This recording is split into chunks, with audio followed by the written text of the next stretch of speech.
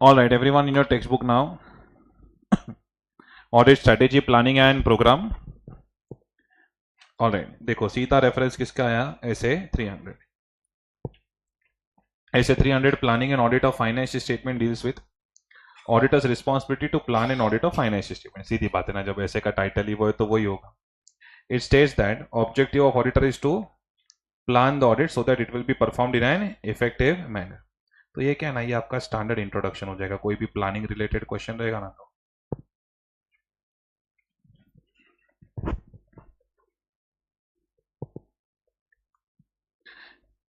the engagement partner and other key members of engagement team shall be involved in planning the audit, including planning and participating in the discussion amongst engagement team members. सुनो भाई, अब आप सोचो एक आप engagement partner हो, आपके अंदर बड़ी टीम है, तो जब प्लानिंग की बात होती है तो कौन कौन होता है? एंगेजमेंट पार्टनर एंड अदर की मेंबर, सारे नहीं, जो थोड़े सीनियर लोग हैं वो. तो ये एमसीक्यू, नॉट ऑल मेंबर्स, की members of engagement team shall be involved in planning the audit and participating in discussion amongst team members. The involvement of engagement partner other key members of the team in planning draws on their उनके experience और insight की वजह से audit का effectiveness बढ़ जाता है. वो तो ठीक है. सुनो, मैं क्या बोलता हूँ, क्या ऑडिटर को मैनेजमेंट के साथ प्लानिंग थोड़ा डिस्कस कर लेना चाहिए? यस, मैंने आपको ना एक बार ऐसे 260 में बताया था कि भाई हम सिलेबस तो बता सकते हैं ना, पेपर लीक नहीं कर सकते. Alright, so discussion of elements of planning with entity's management, ये भी उनका फेवरेट एमसीक्यू है. तो जो बच्चों को नॉलेज नहीं है वो बोलते थे नहीं नहीं, प्लानिंग थोड़ी मैनेजमेंट के साथ डिस्कस करना चाहिए, ऑडिट तो एकदम सीक्रेट एक्टिविटी है. उनको तो जेम्स बॉन्ड ही लगता है ऑडिटर. ऑडिटर में डिसाइड टू डिस्कस, ठीक है, हो सकता है. Elements of planning with entities management, मैं थोड़ा मेरा सिलेबस बताऊंगा, वेटेज बताऊंगा, तभी जाके तो तुम पढ़ाई करोगे. To facilitate the conduct and management of audit. लेकिन डिस्कशन करते हो, पता है कभी आप किसी के साथ कुछ शेयर करना चालू करते हो फिर आपको गिल्टी फील होता है कुछ ज्यादा ही शेयर कर दिया भाई. When discussing matters included in overall strategy of plan, care is required in order not to compromise the effectiveness of audit. So discuss कर सकता है auditor, but it should not compromise the effectiveness of audit. Alright, ये अपना इधर किधर लिख दो.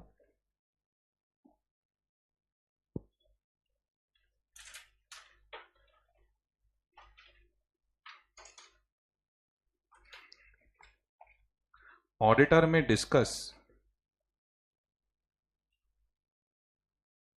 Elements of planning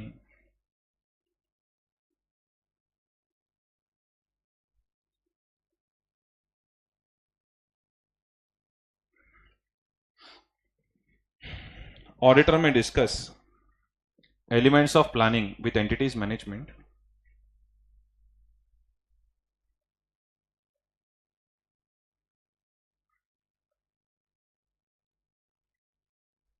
but he shall not compromise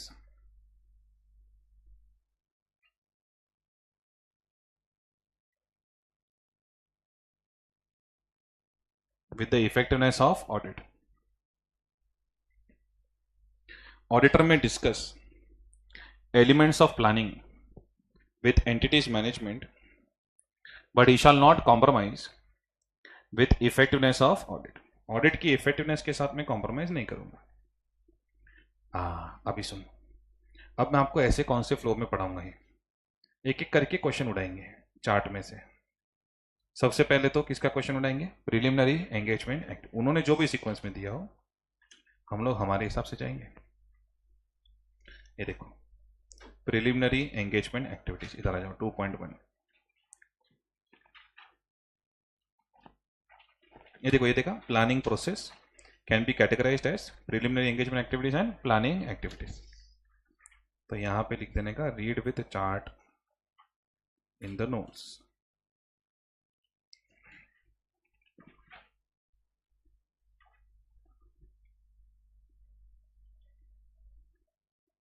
performing preliminary engagement activities will assist the auditor in identify. एक मिनट, ये क्यों करते हैं हम? ये जो पूरा प्रिलिमिनरी एंगेजमेंट एक्टिविटीज है, इससे क्या फायदा हुआ?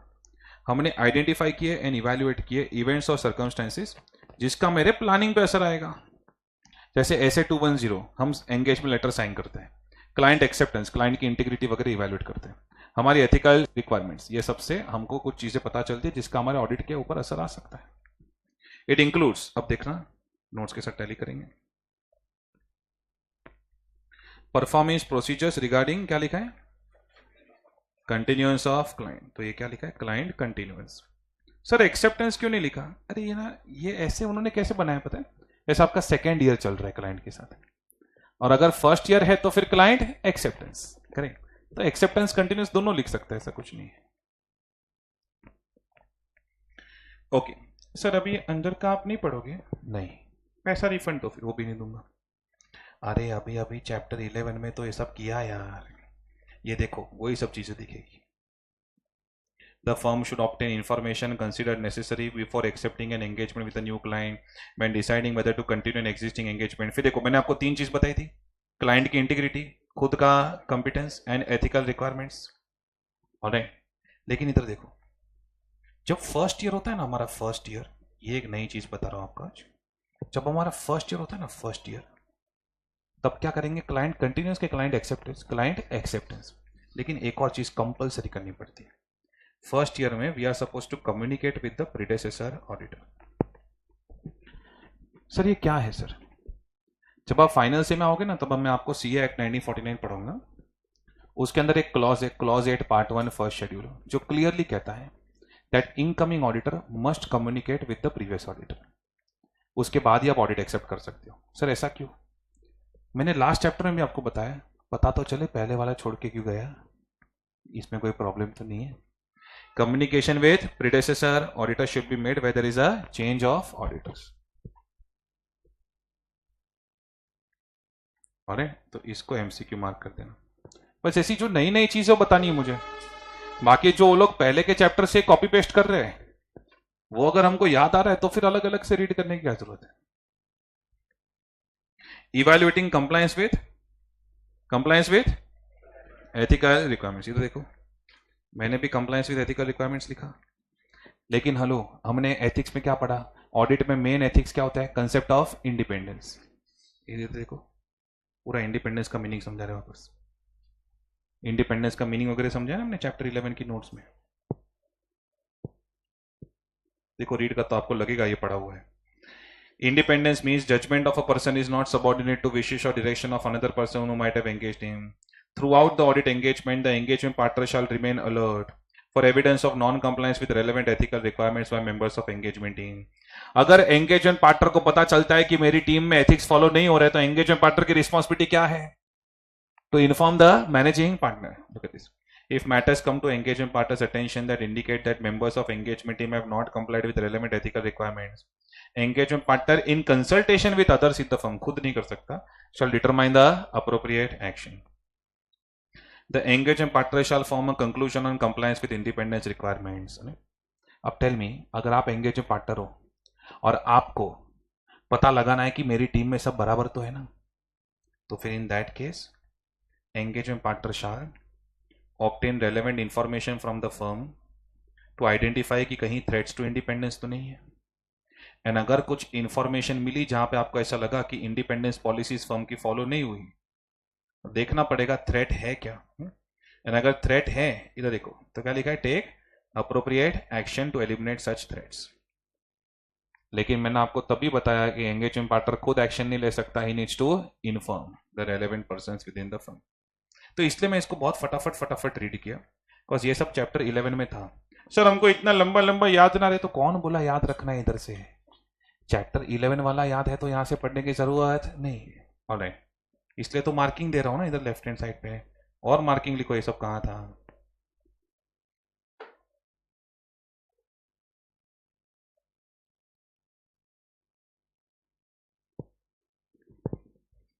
पर मैं फिर भी यहां से आपको दिखा क्यों रहा हूं वापस, डिस्कस्ड इन प्रीवियस चैप्टर, ऐसा सरकारी जवाब क्यों नहीं दे रहा हूं, बिकॉज आपको ये पता चले कि सर ने भले नोट्स लिखाए हैं, लेकिन ये वाली नोट में सर ने खाली हेडिंग लिखाए हैं, बाकी अंदर का कंटेंट चैप्टर नंबर 11 से आ रहा है, तो वही कंटेंट अगर हम कॉपी पेस्ट करेंगे तो चलेगा।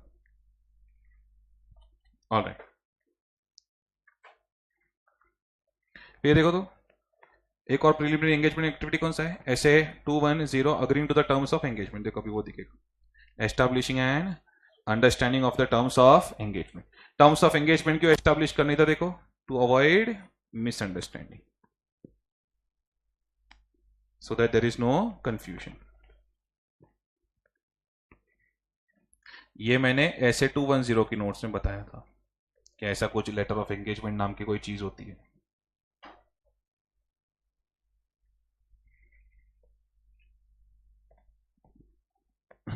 अरे जूम पे कोई सुन रहा है क्या भाई? Hello.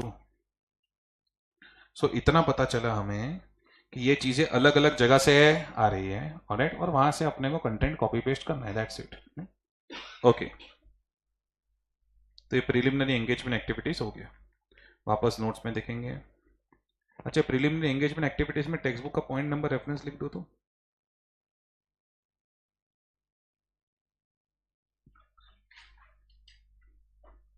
Two point one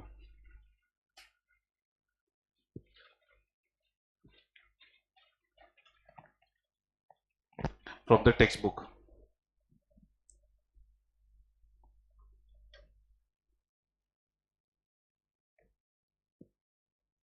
2.1 from the textbook। Done, done, done, done। All right, अभी हम नोट्स में देखेंगे कि ये तो हो गया प्रिलिमिनरी एंगेजमेंट एक्टिविटीज। दूसरा क्या है? Establishing overall audit strategy. अभी सारे स्ट्रेटेजी वाले क्वेश्चन देखेंगे। Planning activities involve establishing overall audit strategy, फिर आता है प्लान। तो देखो, एस्टैब्लिशिंग ओवरऑल ऑडिट स्ट्रेटेजी, पहले टेक्स्ट बुक इधर जाके नोट्स का रेफरेंस लिख देते, सॉरी टेक्स्ट बुक का रेफरेंस लिख देते। 2.2.1 from the text book.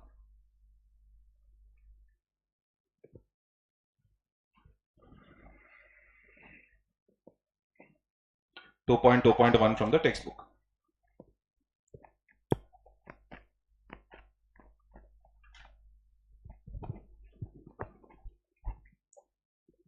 All right, look at this 2.2.1 establishing overall audit strategy. एक मिनट, हाँ, खाली हेडिंग देखूंगा पहले मैं।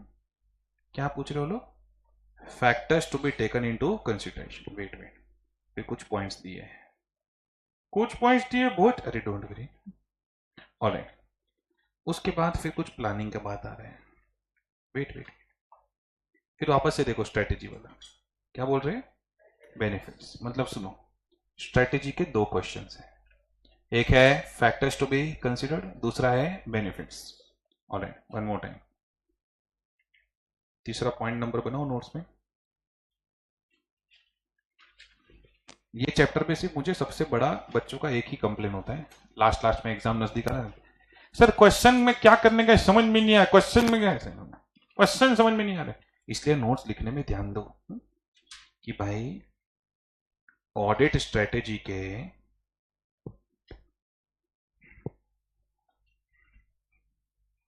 और इसका मेरा रिवीजन वीडियो भी मस्त है, एक बार देख लेने का, मस्त मस्त का हो जाएगी। पर उसके लिए पहले डिटेल सुन लो। ऑडिट स्ट्रेटेजी के भी दो क्वेश्चंस हैं, मतलब स्ट्रेटेजी का कुछ भी रहेगा ना तो समझ जाने का इसमें से कुछ होगा।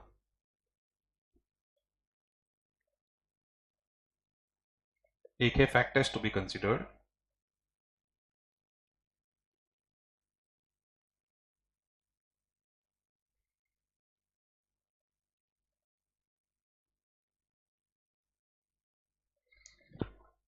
और दूसरा है benefits of establishing audit strategy.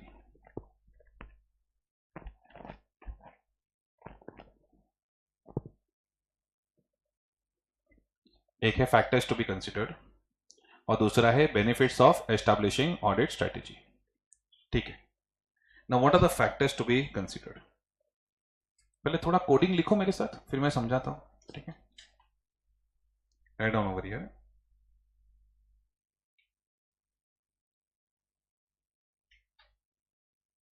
Character of reporting team resulted in resources.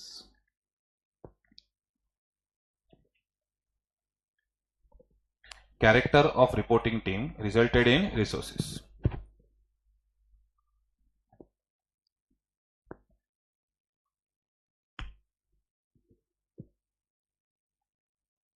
Alright, character of reporting team resulted in resources. अब सुनो, सबसे पहला पॉइंट क्या है, कुछ तो कैरेक्टर वर्ड से होगा। हाँ, scholar,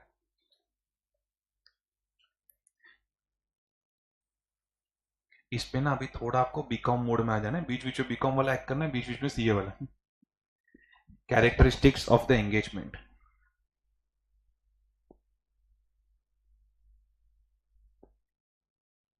that define its scope.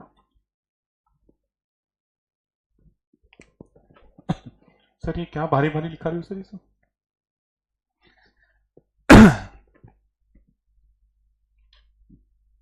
Keshav समझ ले तू कंपनी ऑडिटर है, ऑलराइट, और समझ ले मैं ब्रांच ऑडिटर हूं। तो भाई मैं ब्रांच का ऑडिटर हूं, मेरे को हेड ऑफिस लेवल तक मेंटल वर्क करना है क्या? नहीं, मेरे को मेरा ब्रांच लेवल तक ही मेंटल वर्क करना है, तू करना हेड ऑफिस का मेंटल वर्क, और हम दोनों कोऑर्डिनेट करेंगे। मैं मेरा एंगेजमेंट का कैरेक्टर समझ रहा हूं। क्या समझ रहा हूं? मेरा एंगेजमेंट का कैरेक्टर है कि भाई मैं करने क्या आया हूं, मेरा बाउंड्री क्या है, स्कोप क्या है। जैसे अगर मैं छोटी कंपनी का ऑडिट कर रहा हूं तो एएस है भाई, तू लिस्टेड कंपनी का कर रहा है तो तू इंडेक्स देखना, मैं कहीं के लिए इंडेक्स देखूं? Are you getting my point? इसको कहते हैं characteristics of the engagement that define its scope. I want a confirmation, are you clear with this? Yes, wait, hold, दूसरा पॉइंट बाद में देखते हैं, पहले ये पॉइंट खत्म करते हैं। अब मैंने आपके दिमाग को थोड़ा सेट किया है, अब समझेगा आपको इधर क्या लिखा है। 2.2.1 establishing overall audit strategy, factors to be taken into consideration by auditor for establishing audit strategy. Auditor shall take into account following factors in consideration while establishing audit strategy. What is the first factor? Identify the characteristics of the engagement that define its scope. It is important for the auditor to identify scope of engagement. ये तो पहले chapter से देख रहे हैं ना, scope तो important है। Only a well identified scope can lead to establishment of sound strategy. There are many characteristics, features of engagement that define its scope. Some characteristics are, समझो अगर आप ब्लैंक हो गए तो भी आपके पास नॉर्मल सर्वाइवल पॉइंट्स कौन से हैं? ऑलराइट, सचिन तेंदुलकर भी एक लाइफ में एक टाइम आया था जब वो ऑफ साइड नहीं खेल पा रहा था, तो पूरा 2 दिन खड़ा रह के सिडनी के टेस्ट मैच में लेग साइड पे 230 रन मारा, खेला ही नहीं ऑफ साइड। तो तुम्हारी स्ट्रेंथ की बात करो, अगर तुमको प्रॉब्लम है कि ब्लैंक हो गए तो अपने पास कौन से पॉइंट है? Applicable financial reporting framework, business law, industry. इसमें रिस्क ऑफ मटेरियल स्टेटमेंट नहीं बोलूंगा मैं, एकदम ब्लाइंड नहीं खेला था सचिन तो एकदम रिस्क ऑफ मटेरियल स्टेटमेंट नहीं बोलूंगा, बिकॉज क्या है, आप अपनी एंगेजमेंट को समझ रहे हो, तो समझने के लिए आपको क्या क्या पता होना चाहिए? AFRF, कितने बिजनेस है इसके, कौन सी इंडस्ट्री है, जैसे बैंकिंग इंडस्ट्री है, बैंकिंग इंडस्ट्री में कहना है आरबीआई इंपॉर्टेंट होगा वहां पे, यस और no sir? Yes. Then previous audits का कितना यूज कर सकता हूं मैं,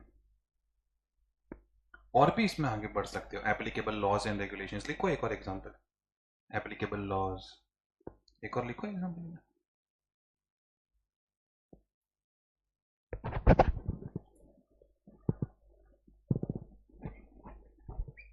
बेयर ऐसे में तो सिर्फ ये चीज के 10-12 एग्जांपल है।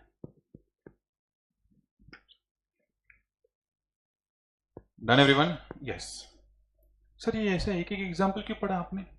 कभी कभी आईसीआई के दिल में एक ख्याल आता है कि चलना इसको एकदम अंदर से पूछते हैं तो नॉर्मल पेपर में सीधा सीधा क्वेश्चन होगा, कौन सा? Factors to be considered. लेकिन ऐसा नवंबर 18 था कि 19, कोरोना के पहले वाला नवंबर था, उसमें कैरेक्टरिस्टिक्स ऑफ द एंगेजमेंट, ये वाला नहीं, दूसरा ये वाले पॉइंट से पूछ लिया था, पर अंदर से एक पॉइंट से पूछा था। अरे गेटिंग माय पॉइंट? तो सिर्फ ये छाप देंगे और बोलेंगे please give us examples, 3 examples. कितना एग्जांपल्स? 3 एग्जांपल्स। तो मैं तो 3 तो नहीं बोल रहा हूं, ऑलराइट, पर एनी 2 तो याद रखो, थोड़ा रिस्क कम करने के लिए।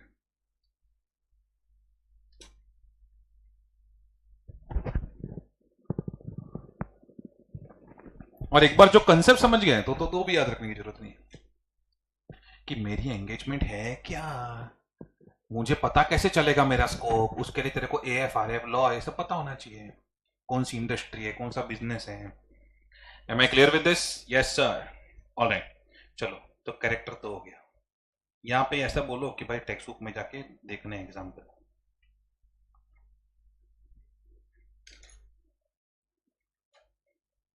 एग्जाम्पल्स के लिए 2.2.1.a।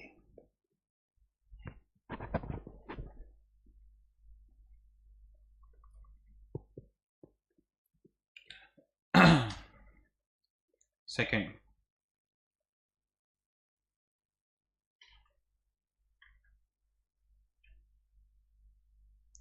Reporting objectives of the engagement. देखो एंड में मैं क्या देने वाला हूं, आशीर्वाद की ऑडिट रिपोर्ट। हाँ तो रिपोर्ट देखो, जैसे आपकी एग्जाम्स में लास्ट में मार्कशीट मैटर करता है भाई, वैसे ऑडिट में लास्ट में मैटर क्या करता है, रिपोर्ट। तो रिपोर्ट में तू जो लिखने वाला है उसी चीज का मेंटल वर्क करेगा।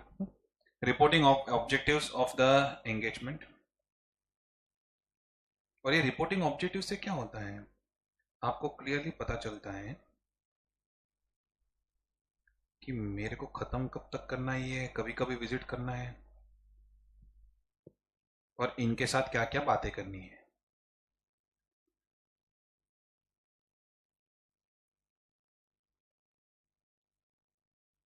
मैं ना इनका थियरी पढ़ा दूंगा जो इन्होंने दिया है, पर इसका बेस्ट प्रैक्टिकल एग्जांपल क्या है पता है,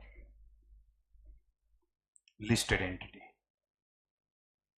आज तक आपने मेरे मुंह से कितना कुछ सुना लिस्टेड एंटिटी के बारे में, की ऑडिट मैटर्स।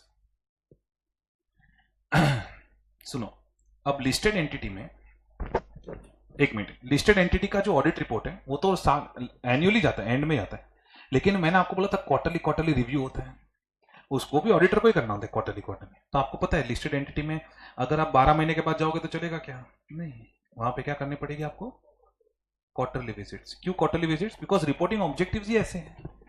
अब देखो फील होना चाहिए आपने क्या लिखा है, reporting objectives of the engagement that determine the timing of audit and nature of the communications required.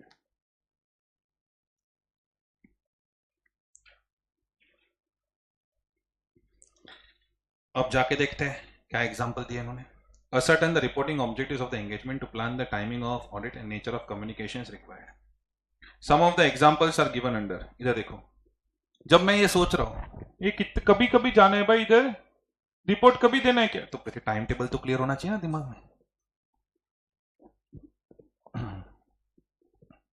और सुनो, बड़ी बड़ी एंटिटीज में board of directors, audit committee, अच्छा हमने चैप्टर 7 में ऐसे 260 265 कम्युनिकेशंस विद डीसीडब्ल्यूजी ये सब भी तो किया ना।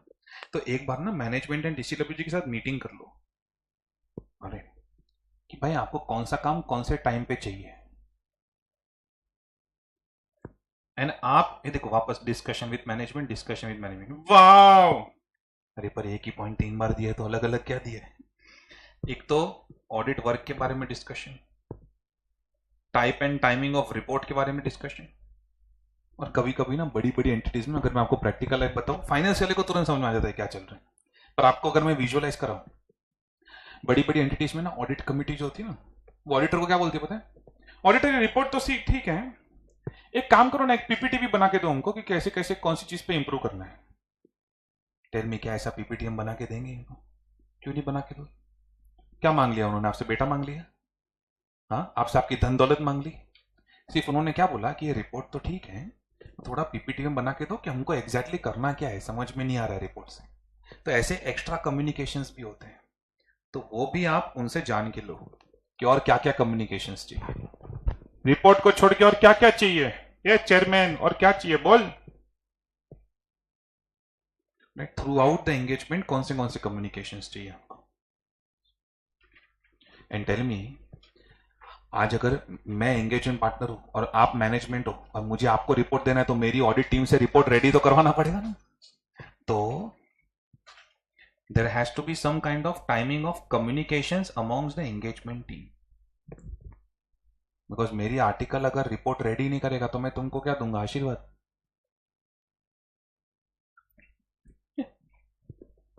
Done, yes sir, alright. So everyone over here, काफी सारे एग्जांपल्स थे, मैं वापस बोल रहा हूं एनी टू, बिकॉज ये क्या ना 6-7 साल में एक बार ऐसे क्वेश्चन आते हैं, ऑलराइट। तो मेरे को ज्यादा प्रेशर नहीं डलवाना आपके, अगर याद रह गया मेरा लेक्चर सुन के आपको कि हाँ भाई याद रह गया तो कोई प्रॉब्लम नहीं है, तो डिलीट नहीं करने का, अरे कैसे याद रह गया यार, ऐसे तो नहीं करोगे। ओके ठीक है, तो एवरीवन ओवर ईयर। अच्छा लेकिन शॉर्टकट बोलूं तो एक पॉइंट था टाइम टेबल के ऊपर, और बाकी सब मैनेजमेंट के साथ डिस्कशन डिस्कशन डिस्कशन, और है वर्क के बारे में, रिपोर्ट के बारे में, कम्युनिकेशन के बारे में, और एक था मेरी टीम के अंदर डिस्कशन। ओके सो पॉइंट तीन ही थे, खींचा खाली उन्होंने। यस सर हम भी खींच डालेंगे। इधर देखो, कैरेक्टर ऑफ रिपोर्टिंग टीम, तो ये रिपोर्टिंग वाला इधर हो गया, ये लिखो तो ऐसा एग्जांपल्स के लिए। ये सब चीजें ना एंड में ही पढ़नी होती है। जैसे मैं अभी आपको स्ट्रेटेजी दूंगा ना पढ़ाई की, कैसे पढ़ाई करनी होती है, तो कुछ कुछ चैप्टर से जो पहले कर सकते हो आप मस्त, कुछ कुछ ऐसे वाले तो एकदम एंड में ढकेलो, नहीं ज्यादा जल्दी पढ़ के ये सब मतलब भी नहीं है। एग्जांपल्स क्या है, 2.2.1.b,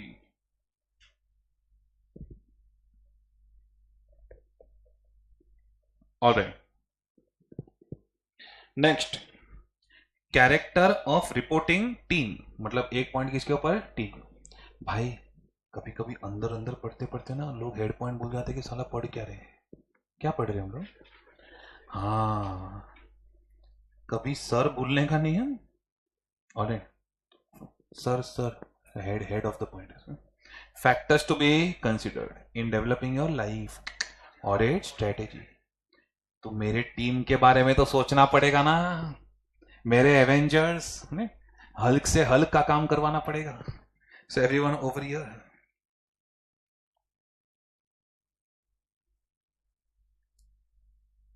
टीम से टीम्स एफर्ट का एक पॉइंट है, पर मैं स्टेटमेंट अभी बताता हूं पूरा क्या, पूरा स्टेटमेंट ऐसा है, factors to be considered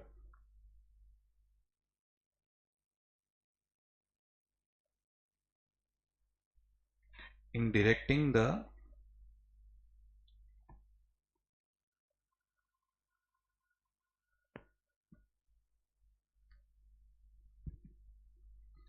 factors to be considered in directing the engagement team's efforts. Factors to be considered in directing the engagement team's efforts. इधर देखो, consider the factors that in auditor's professional judgment are significant in directing the team's efforts. Tell me, मुझे रिलायंस में ज्यादा effort लेना पड़ेगा कि नथुकेरा private limited में? रिलायंस में, क्यों? वॉल्यूम, वॉल्यूम बहुत ज्यादा है, कॉम्प्लेक्सिटी बहुत ज्यादा है। तो एक मिनट, ये सारे मैं क्या कंसिडर कर रहा हूं, फैक्टर्स, ताकि पता चले मेरी टीम को कितना धक्का देना है, directing the team's efforts. Then tell me, अगर मैं डीमार्ट ऑडिट कर रहा हूं और दूसरा मैं एक आईटी सेक्टर की कंपनी ऑडिट कर रहा हूं, मुझे ज्यादा एफर्ट कहां लेना पड़ेगा, डीमार्ट। हट, क्या बे गेहूं में और आटे में क्या एफर्ट बे सर, डीमार्ट सर में बहुत ज्यादा माल होता है सर, ये आईटी सेक्टर ज्यादा डायनेमिक है। और आईटी सेक्टर का रेवेन्यू, डीमार्ट में क्या माल बेचा पैसा आया, आईटी सेक्टर का रेवेन्यू कैसा होता है, लो सॉफ्टवेयर बना के बेचते हैं, सॉफ्टवेयर बनाने में 2 साल लगते हैं, अब उसका रेवेन्यू कैसे रिकॉग्नाइज करेंगे वो लोग, फिर दूसरा रेवेन्यू कहां से आता है उनको, दूसरी बड़ी बड़ी कंपनीज में एम्प्लॉयज भेजते हैं, बोलते हैं वहां का आईटी डिपार्टमेंट संभालो।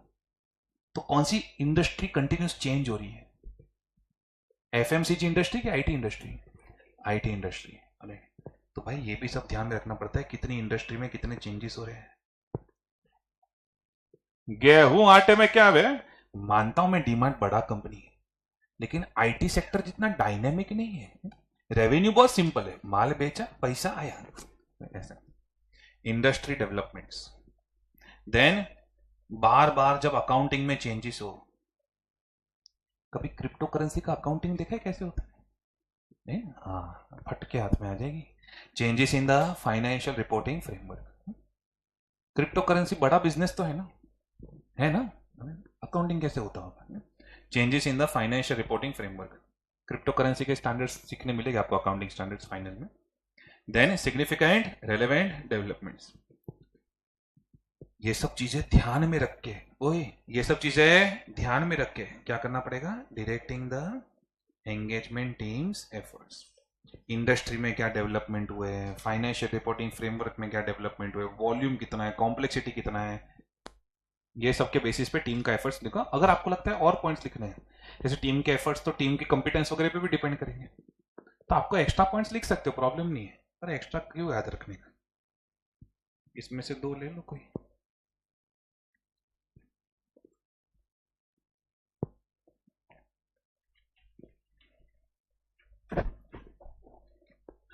Alright, done done done done. ठीक है चलो, तो ये भी हो गया पॉइंट।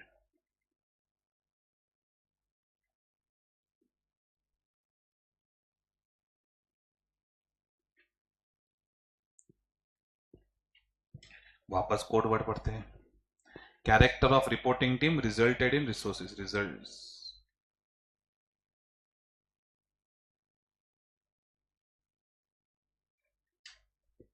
ओए, सुबह सुबह जो एक्टिविटी करते हो आप, अगर वही खराब चली गई तो पूरा दिन खराब जाएगा ना। वो रिजल्ट मैटर करता है, अच्छा रिजल्ट आना चाहिए सुबह। Results of preliminary engagement activities, कल सुबह तो मैं याद आऊंगा आपको।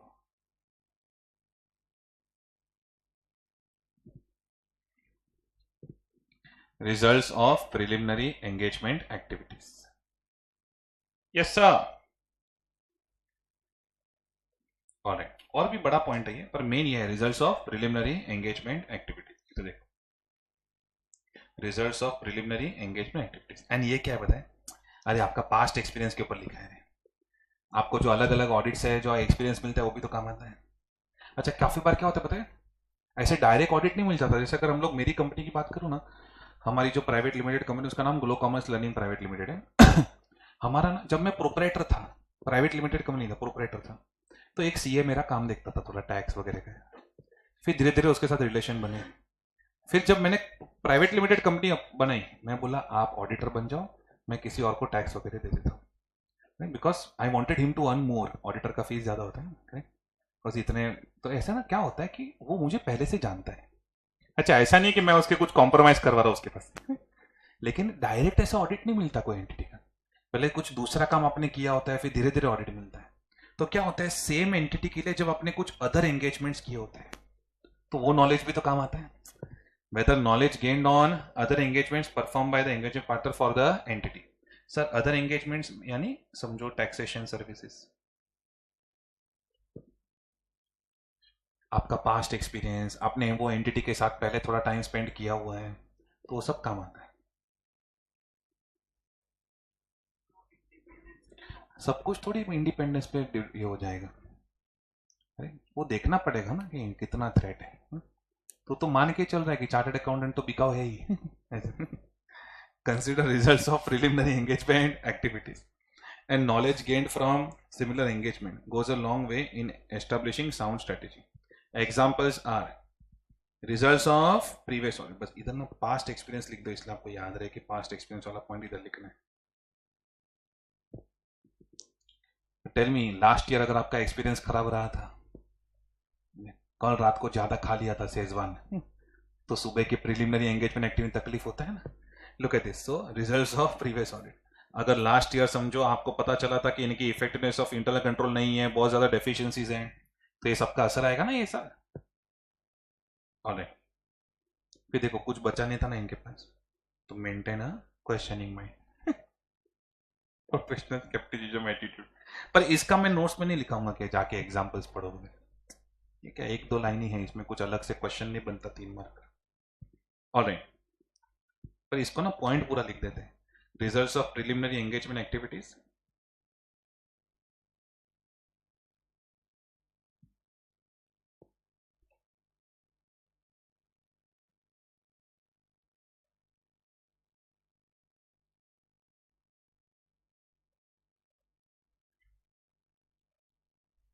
थोड़ा अगर ये चैप्टर को आप सहन कर लो ना, छोटा सा टॉपिक है, मस्त 8 से 10 मार्क का रेंज है इसका।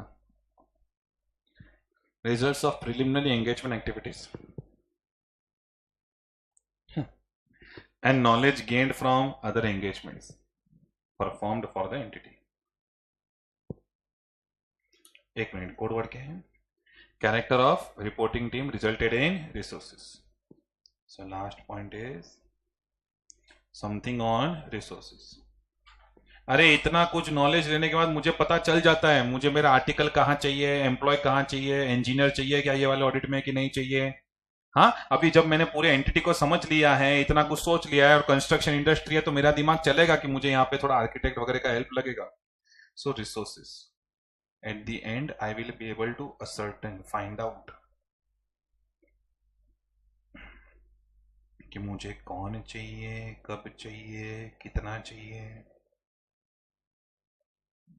Nature, timing and extent of resources.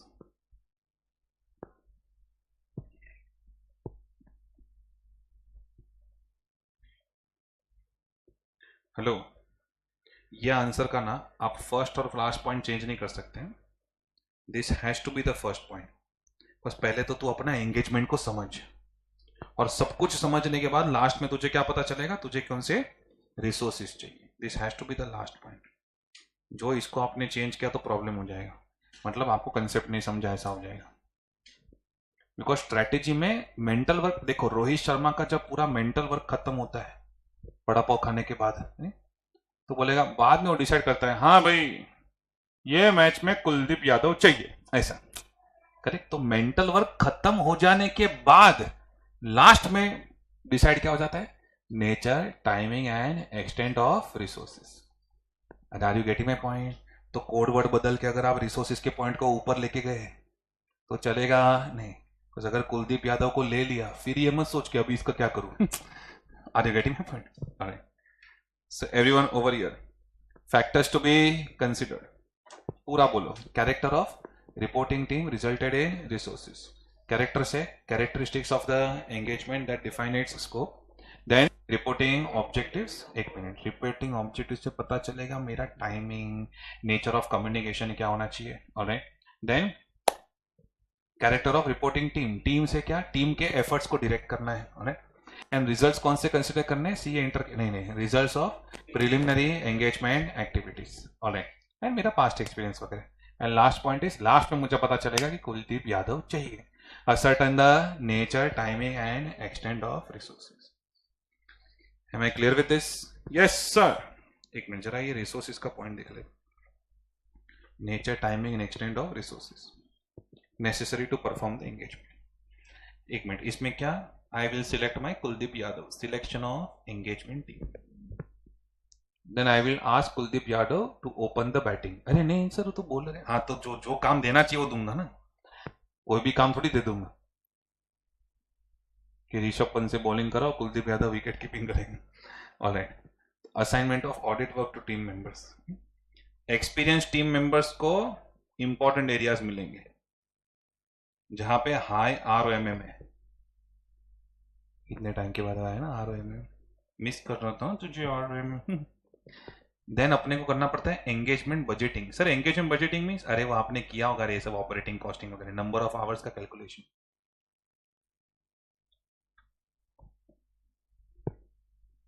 Labour costing मत बोलना, नंबर ऑफ आवर्स का पूरा calculation. Alright, and obviously high risk एरियाज में ज्यादा आवर्स लगेंगे। जब आप प्रैक्टिकल लाइफ पे जाओगे ना, बड़ी फर्म में जाओगे, तो आपको ना एक मेल आएगा that you have been booked for so many hours under this partner. तो ऐसा उसको अश्लील मेल मत समझना कि ये क्या है, इतने घंटे इसके साथ स्पेंड करने। और आपको पूरा प्लान आ जाएगा कि आप 100 घंटे इसके साथ स्पेंड करोगे, 200 घंटे इसके साथ स्पेंड करोगे। वो पूरा वर्किंग होता है उनका। ऑलराइट, यानी एक हफ्ता इधर काम करोगे, एक हफ्ता उधर काम करोगे। ऑलराइट, तो शर्मा ने कहा नहीं, don't worry, engagement budgeting and devotion of more time to high risk areas. अरे डन एवरीवन? यस। तो एक मिनट, ये जो रिसोर्स इसमें है, इसमें क्या होता है, एक तो selection of team members, selection of team, कुछ तो लिखने के लिए तो चाहिए ना, assigning the work and engagement budgeting. अच्छा, बजट यानी पैसे, नंबर ऑफ आवर्स का कैलकुलेशन। पैसा पैसा बोलने का नहीं सर, बजटरी कंट्रोल नहीं है ये तुम्हारा chapter.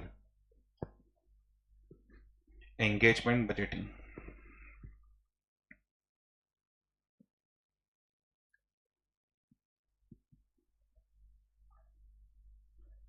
Are you done, everyone? Yes, sir. All right. चलो, on the other side, benefits of establishing audit strategy. ये रोहित शर्मा ने या ऑडिटर ने इतना जो सोचा सोचा सोचा सोचा सोचा सोचा, उसका फायदा क्या हुआ कि लास्ट में पता चला कि कुलदीप यादव चाहिए।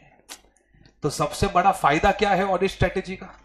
सबसे बड़ा फायदा क्या है ऑडिट स्ट्रेटेजी का? It helps auditor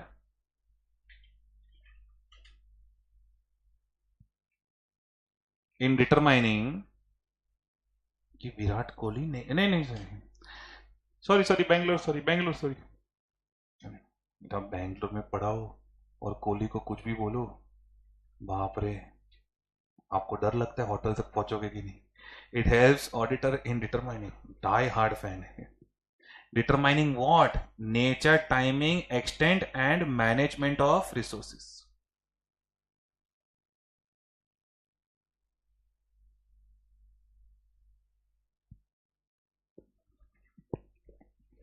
nature, timing, extent and management of resources. मुझे पता चलेगा कि कुलदीप यादव चाहिए। नेचर ऑफ रिसोर्स, 6 ओवर के बाद चाहिए। टाइमिंग ऑफ रिसोर्स, अरे मुझे और भी स्पिनर चाहिए यार, खाली एक से नहीं चलेगा। एक्सटेंट ऑफ रिसोर्सेस, अरे विराट कोहली का गुस्सा मैनेज करना पड़ेगा। मैनेजमेंट ऑफ रिसोर्सेस, ऑडियंस की बात में भेज दिया तो स्टैंड में चढ़ जाएगा। मैनेजमेंट ऑफ रिसोर्सेस, अरे मैनेजमेंट ऑफ रिसोर्सेस यानी DSR। What is DSR? Direction, supervision and review. ऐसे 4 मार्क मिलेंगे आपको ये 4 पॉइंट के, और ऐसा रहेगा तो एक एग्जांपल के साथ चारों पॉइंट एक्सप्लेन कर सकते हो। जैसे एग्जांपल, जब स्टॉक ऑडिट होता है एज ऑन 31 मार्च, ये सब क्या भी आपके साथ डिस्कस हो तो मजा आता है। अच्छा, ये प्लानिंग वाले ऐसे को इतना लास्ट में क्यों रखता हूं मैं? ऐसा अभी मैं अगर आपको बोलूं, अगर समझो आप सीए फाउंडेशन क्लियर करके आए हो, और मैं अगर आपको बोलूं सीए फाउंडेशन में क्या क्या इंपॉर्टेंट है तो आपको पता है, इसलिए मैंने पहले ऑलमोस्ट आपको ऑडिट सब्जेक्ट दिखा दिया, फिर बोला अभी प्लानिंग करना है। तो ये सब वर्ड्स तो आपको आते हैं। स्टॉक ऑडिट एज ऑन 31 मार्च है अगर, हाँ, और समझो 12 लोकेशन पे है, तो you will need more number of team members. यही अगर 2 लोकेशन पे होता तो इतना टीम मेंबर्स नहीं लगता। तो डिसाइड किया ना आपने, nature, timing and extent of resources. और ये टीम को ऐसे थोड़ी भेज देंगे, इंस्ट्रक्शन देके भेजना पड़ेगा।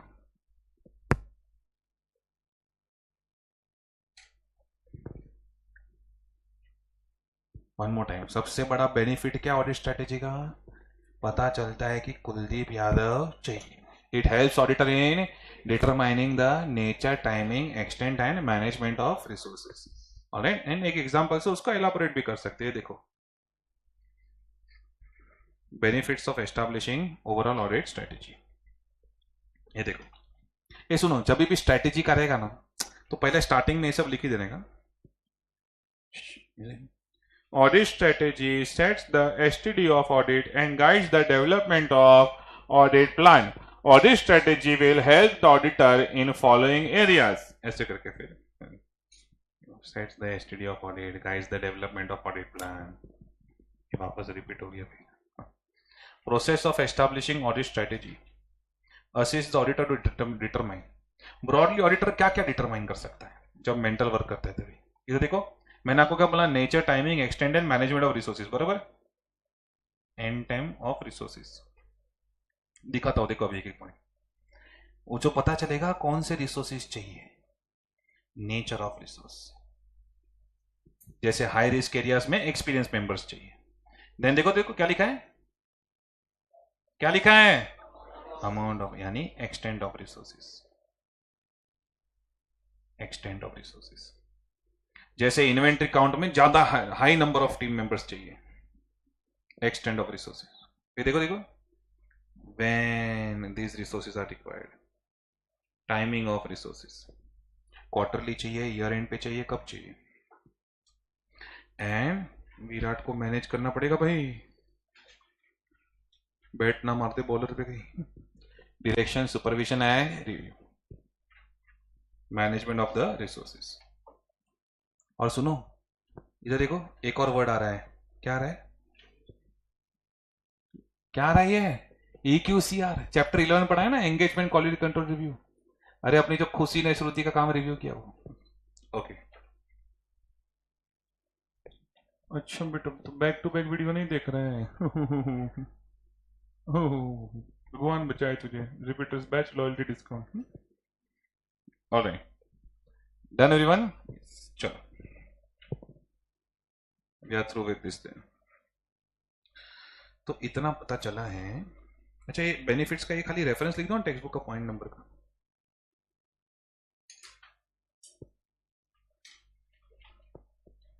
टेक्स्ट बुक पॉइंट नंबर 4, मतलब इसमें आपको नोट्स ओपन रखनी है और साइड में टेक्स्ट बुक भी ओपन रखनी है, देखते जाना है टेक्स्ट बुक से थोड़ा। Notes will help you, but खाली रेफर नोट्स नहीं लिखा सकता मैं पूरा का पूरा इसमें। Yes sir, alright. तो अभी ऑडिट स्ट्रेटेजी वाले क्वेश्चन होंगे। देखो मैं फ्लो कैसे मेंटेन किया है, पहले कौन से क्वेश्चन खत्म किए हमने, वो जो ब्रेक के प्रिलिमिनरी एंगेजमेंट एक्टिविटीज। फिर कौन से क्वेश्चन उठाए हमने, स्ट्रेटेजी वाले। अभी किसके क्वेश्चन उठाऊंगा, प्लान वाले। चलो तो प्लान वाले क्वेश्चन, इधर इधर नोट बनाओ ऐसे।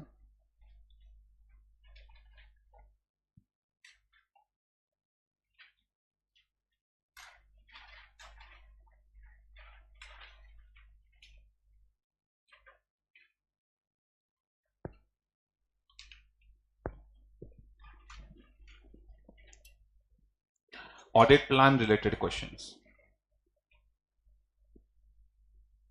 1, 2, 3, 4, 5। छोटे छोटे 30 ml के शॉट है। चलो भाई पहले पेज से देखते हैं। हा, देखो मुंबई यूनिवर्सिटी अपने साक्षात दर्शन कराती हुई, बीकॉम से लिया गया। Benefits of planning, benefits of planning, it saves time, saves energy, optimum utilisation of resources. ऐसा बकवास करने का नहीं, नहीं वैसे किया तो प्रॉब्लम नहीं, एक दो पॉइंट तो टैली हो जाएंगे। देखो ना इधर देखो, आप पता है ऐसे कुछ रहेगा तो एफिशिएंट, इफेक्टिव, ये सब वर्ड लिख ही देते हो आप। ये देखो, helping the auditor to efficient effective manner. Yes yes, जय कलीना, मुंबई यूनिवर्सिटी। और ऐसे भी हो रही है, अरे कोई भगवान का नाम ले लिया, रोड का नाम लिया खाली हेलो। देखो इधर टैली हो गया भगवान के साथ तो sorry, effective and efficient manner. फिर देखो प्लानिंग से क्या होता है, ये तो कुछ कुछ जिंदगी के पॉइंट्स है। देखो देखो क्या है ना कि फ्यूचर के प्रॉब्लम जो है सॉल्व हो सकते हैं, प्लानिंग बराबर रहेगा ना तो। देखो कैसे कैसे, और प्लानिंग करते हैं ना तो दिमाग चलता है कि कहां पे ध्यान देना है, appropriate attention to important areas. ऐसे क्वेश्चन आ गए ना पेपर में तो सच्ची मैंने बॉयकॉट कर देना है। ओके, एक अच्छा है कि प्लानिंग में स्ट्रेटेजी भी तो आ ही जाता है, तो ये तो है ही। It helps in selection of team members, not only selection, it helps in direction, supervision and review, and helps in coordination of work। Sir ये सब इतना याद नहीं रहेगा, अरे करना भी नहीं, डोंट वरी, बताता हूँ क्या करना है। पर इतना पता चला कि जो हम बकवास करते ना, सेव टाइम, सेव एनर्जी, ये सब करने का नहीं, थोड़ा तो अच्छा लिखना है, ठीक है। तो कुछ तो बेनिफिट्स ऑफ प्लानिंग रिलेटेड हैं, 3 पॉइंट तक तो बेचारा ऑडिटर को हेल्प ही कर रहा है। देखो, अप्रोप्रिएट अटेंशन देने में, ओके, पोटेंशियल प्रॉब्लम्स को रिजॉल्व करने में एंड ऑर्गेनाइज करने में। देन किस में मदद कर रहा है ऑडिटर को, सिलेक्शन ऑफ टीम में।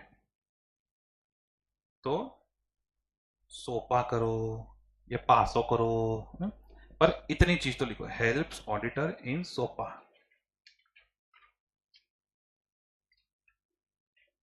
Selection of team, organising the audit, potential problems and मतलब resolving the potential problems. Appropriate attention to important area. आगे का नहीं है, कोई प्रॉब्लम नहीं है। 4 पॉइंट तो रखो हाथ में।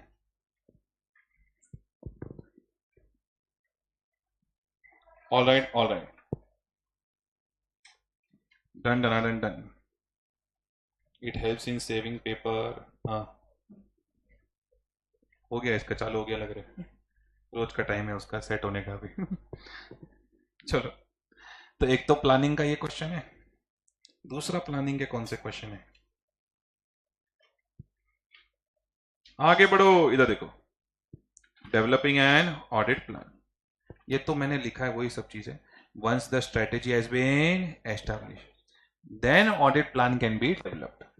वो तो मेरा नोट्स में आ गया, इसलिए मैं ज्यादा हाईलाइट नहीं कर रहा। तो स्ट्रेटेजी में जो चीजें पता चलती है उसके बेसिस पे प्लान बनता है। इधर देखो, तो मैं हमेशा क्या बोलता हूं, अंडरस्टैंड द एंटिटीज बिजनेस। देखो, जब तक एंटिटी का बिजनेस पता नहीं रहेगा प्लान बना पाओगे क्या? नहीं। कुछ इतना कुछ हाईलाइट नहीं करना है। Gaining knowledge of client's business is one of the most important requirement in developing audit plan. Business all right. लेकिन सुनो, क्वेश्चन की बात चल रही है। वो लोग बोलेंगे प्लानिंग के अंदर कौन सी चीज का डिस्क्रिप्शन होता है? तुम्हारी जन्म कुंडली होती है प्लान में, कौन सी चीज का डिस्क्रिप्शन होता है? वो तो ब्रेक के पहले लिखा, ब्रेक के पहले लिखा, ब्रेक के। प्लीज चार्ट में आओ। क्या बोला मैं? इसके अंदर क्या होता है? डिस्क्रिप्शन। कौन सी चीज का डिस्क्रिप्शन होता है? Nature, time, extent of what? Audit procedures. Alright. So अगर बोला प्लानिंग के अंदर कौन सी चीज का डिस्क्रिप्शन होता है, लिखते क्या है प्लान में? तुम्हारा चेहरा। तो प्लानिंग के अंदर कौन सी चीज का डिस्क्रिप्शन होता है? Audit procedures, risk assessment procedure, further audit procedure and other audit procedure. 3 mark बोलो, 3 मार्क लेके जाओ। 3 मार्क लेके जाओ। ऑलराइट, एकदम सिंपल मार्क्स है। मैं बोल रहा हूं ना, बच्चे को ये नहीं पता है कि लिखना क्या है। इस पे ना आंसर बाइट करने के पीछे मत पड़ो, क्वेश्चन बाइट करो अच्छे से कि इसके अंदर ही यह लिखना है। ऐसा थोड़ा एकदम स्कूल टाइप एटीट्यूड चाहिए इसमें। Alright, description of NTE of risk assessment procedure, NTE further audit procedure and other plan audit procedure. यो एक मिनट, ये थर्ड पॉइंट पे बाद में आता है। फिर एक और पॉइंट है, planning is a continuous process. हाँ जी, सुनो भाई, इधर देखो, हम पहले ऑडिट प्लान करते हैं, फिर परफॉर्म करते हैं, फिर रिपोर्ट बनाते हैं, फिर ये रिपोर्ट के बेसिस पे वापस नेक्स्ट ईयर का प्लान चालू होता है। हाँ, लेकिन ये जो पूरा स्टेज है, इसमें फिर रिवीजन भी तो हो सकता है ना प्लानिंग में। अरे अगर कुछ नया पता चला तो रिवीजन भी तो हो सकता है ना। तो टेल मी, प्लानिंग खाली स्टार्टिंग फेज का पार्ट है कि it is a continuous process? Continuous process. उसको देखो, इन्होंने क्या बाहुबली इंग्लिश में लिखा है। मित्रों, planning is not a discrete phase of an audit. Discrete means separate, isolated, separately identifiable, एकदम जो सेपरेट डिस्टिंक्ट होता है, अलग फेज ऑफ एन ऑडिट। बोलते एक अलग हिस्सा नहीं है, पूरे के पूरे ऑडिट में प्लानिंग इन्वॉल्व रहता है। Look at this, rather continual and iterative process. Iterative means cyclical, चलता ही जाता है, चलता ही जाता है। एक साल का ऑडिट खत्म नहीं होता कि दूसरे साल का प्लानिंग चालू हो जाता है। तुम्हारा भी देखो ना, 12th खत्म नहीं हो कि सीएफ फाउंडेशन, फाउंडेशन खत्म नहीं हो कि इंटर, अब तो साला फाइनल का भी अर्ली बर्ड चालू होगी। It is an iterative process that often begins shortly after or in connection with completion of previous audit and continues until the completion of current audit.